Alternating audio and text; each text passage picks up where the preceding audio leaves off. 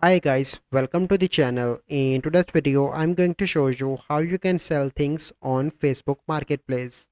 So the first step you simply need to do is to open Facebook application and click on the marketplace icon.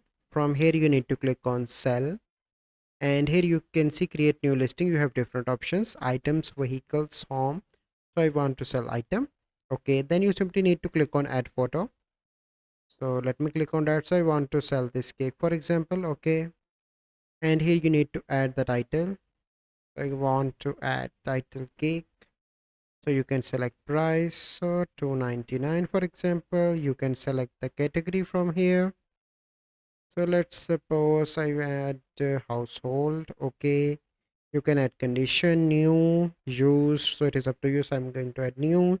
You can add description here. From here you can add location, so I want to add this location, for example. Click on apply, and here you can see details. You can add color as well, and if you want you can hide from friends. Okay, once you add all this detail, you simply need to click on publish, and after that your item is available on Facebook Marketplace for selling.